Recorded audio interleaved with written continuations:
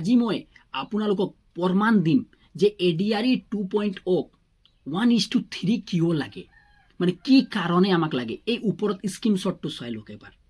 এইটো স্ক্ৰীনশ্বটটো DMEৰ হয়, মানে যি ধৰণে ADRE প্ৰথম এক্সাম পাতে DMEও সেম টু সেম মানে এক্সাম পাতে। সেইটো দুটাই অসম চৰকাৰে চলায়, দুটাই এক্সাম ADREও অসম চৰকাৰে কৰায়, DMEও অসম চৰকাৰে পাতে। যদি DMEত 1:3 মাতিব পাৰে, মানে এটা পোষ্টত এগেইনষ্টত 3জন ব্যক্তিক মাতিব পাৰে, ADREত কিয় নোৱাৰে? মোক এটা প্ৰশ্ন যে ADREত কিয় নোৱাৰে, আপুনি কথাটো বুজিব চেষ্টা কৰক।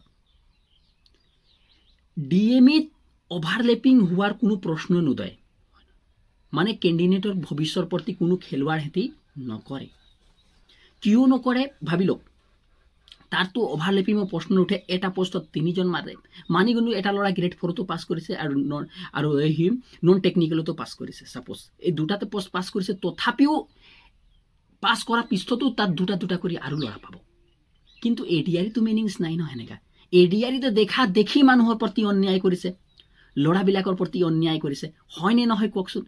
এটা পোষ্টৰ এগেইনষ্টত দুটা ল'ৰা, ভাবি লওক আপুনি হাই ছেকেণ্ডেৰীটো পাছ কৰিলে আৰু গ্ৰেজুৱেটে উইথ কম্পিউটাৰটো পাছ কৰিছে, দুটা পোষ্ট, আপুনি তো ডাইৰেক্ট দুটা গ'ল, বাকী দুটা ল'ৰা মানে কি দুজনে, মানে এনেকা হৈ যায় আপুনি এই পোষ্টৰ এগেইনষ্টত আপুনি ভাবিব গ'লে, মানে এনেকা হৈ যায় এটা পোষ্টৰ এগেইনষ্টত এটাই ল'ৰা পাছ কৰা, এনেকা ধাৰণা আহি যায় পিছত গৈ। যদি শেষৰ অৱস্থাত এবাৰতো চৰকাৰ সেনেকাই কৰি দিছে, এটা পোষ্টৰ এগেইনষ্টত এটা ল'ৰা, মানে সেনেকাই হ'ব প্ৰায়। মানে কৈছোঁ নহয়, 100জন ল'ৰাৰ ভিতৰত প্ৰায় মানি লওক 90জন ল'ৰা পাছ কৰিব ইয়াত ADREত। ফাইনেল মেৰিটত আহিব, এই 10জনে মানে থাকি যাব, কিবা এটা কাৰণত থাকি যাব, সিহঁতৰ বেট লাগ। মানে এইটো কি নিয়ম হয়? মানে এইটো ডাইৰেক্ট কেণ্ডিডেটৰ প্ৰতি ভৱিষ্যৰ প্ৰতি খেলুৱাড় কৰাৰ নিচিনা নহয় জানো? কথাটো আপুনি বুজিব চেষ্টা চলাকচোন। 1:3 মাতি দিয়ে, আপুনি ভাবিছোঁ 7,500 ল'ৰা আৰু বেছি সোমাব, সেই ল'ৰাবিলাকৰ ভিতৰত আপুনিও যদি এইটোত সোমাই যাব পাৰে, হয়নে নহয়? স্কিল টেষ্টটোতো দিব পাৰে নহয়। যি ধৰণে লাখ 20 লাখ 25 লাখ 30 লাখ ল'ৰাক যদি এক্সাম কৰোৱাব পাৰে অসম চৰকাৰে, 1:3 কিয় মাতিব নোৱাৰে? মানে মোক মানে অসম চৰকাৰৰ পৰা এটা প্ৰশ্ন আছে, কিয় মাতিব নোৱাৰে? মানে DME যদি মাতিব পাৰে, আপুনি কিয় নোৱাৰে? মানে আমিতো নিজৰ অধিকাৰহে মাতিছোঁ, আমি কষ্ট কৰিহে ল'ৰাবিলাকৰ প্ৰতি কথা পাতিছোঁ, আমিতো এনেই নাই মতা নহয়, 1:3হে মাতিছোঁ। মানে অদ্ভুত কথা।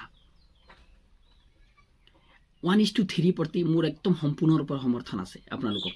মই একদম ভিডিঅ' ইয়াৰ পৰা নন ষ্টপ বনাম, সেয়া টেনশ্যন ল'বলৈ নাই। আপোনাক সমৰ্থন কৰি আছোঁ মই, মোক আপোনালোকে সমৰ্থন কৰক, মই আপোনালোকক ডিজিটেলি সম্পূৰ্ণৰূপে সমৰ্থন কৰিম। তেতিয়াহ'লে ধন্যবাদ। ভিডিঅ'টো ভাল লাগিছে, চেনেলটো ছাবস্ক্ৰাইব কৰিব নাপাহৰিব, লগতে অন্য গ্ৰুপলৈ এই ভিডিঅ'বিলাক শ্বেয়াৰ কৰিব নাপাহৰিব। ধন্যবাদ।